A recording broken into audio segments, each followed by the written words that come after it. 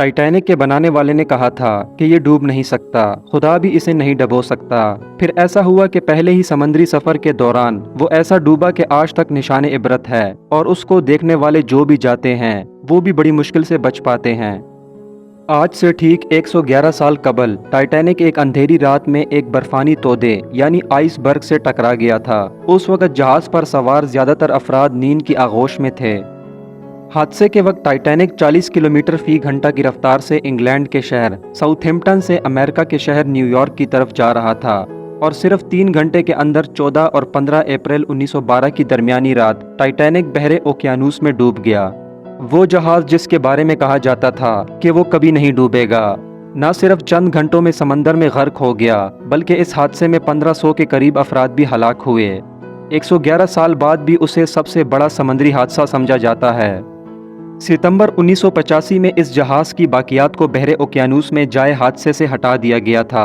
हादसे के बाद ये बहरी जहाज कनाडा से 650 किलोमीटर के फासले पर 3843 किलोमीटर की गहराई में 2 हिस्सों में बंट गया और दोनों हिस्से एक दूसरे से 800 मीटर के फासले पर पड़े थे। माहिरीन की राय इस बारे में क्या है, जानते हैं इस वीडियो में।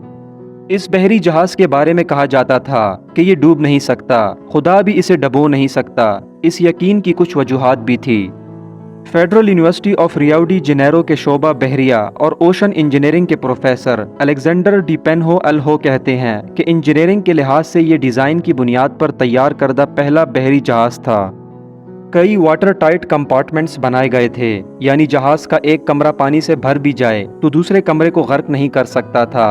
वो बताते हैं कि इस जहाज की तैयारी के दौरान कुछ मुश्किलात पेश आई थी, जैसा कि जहाज की ऊंचाई कितनी रखी जाएगी ताकि बिजली की तारें और पानी के पाइप्स ठीक से काम कर सकें। इस पर बहुत सोच विचार की गई थी।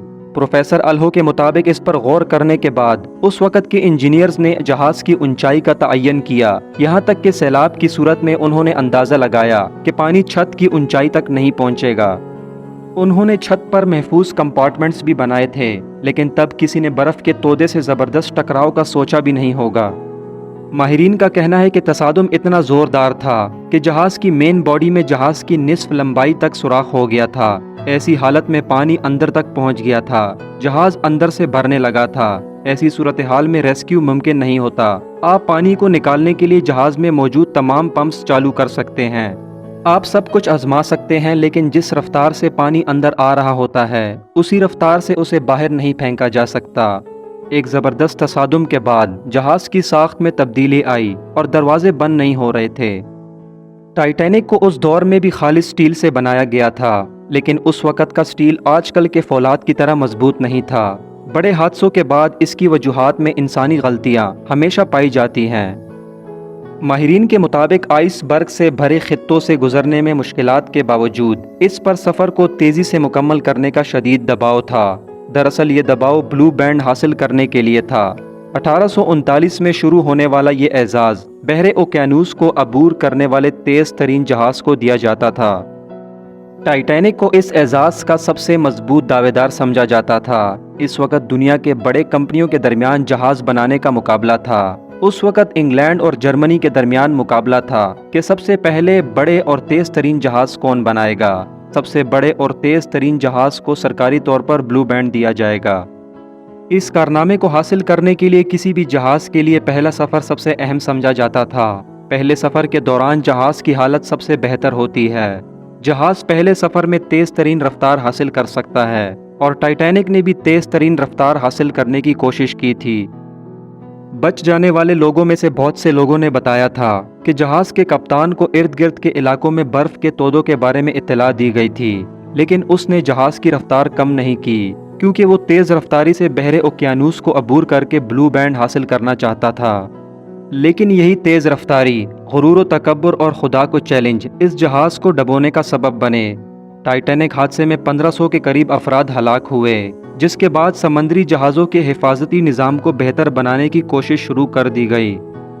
इस हादसे के बाद समंदरी जहाज़ों की हिफाजत के लिए रेडार जैसे आलात की तैयारी शुरू कर दी गई।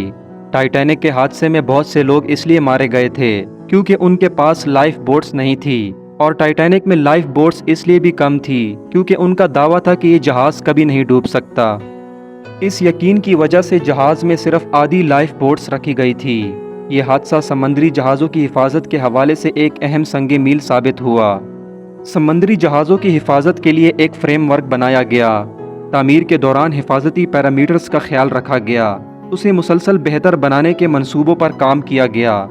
आज के दौर में रडार बर्फ़ के तोदों को बहुत पहले से पता लगा लेते हैं। दोस्तों, वीडियो पसंद आने की सूरत में इसे लाइक कीजिए और अपने दोस्तों के साथ शेयर कीजिए। मिलते हैं एक नई इंटरेस्टिंग वीडियो में। तब तक के लिए अपना बहुत सा ख्याल रखिएगा। अल्लाह हाफिज़।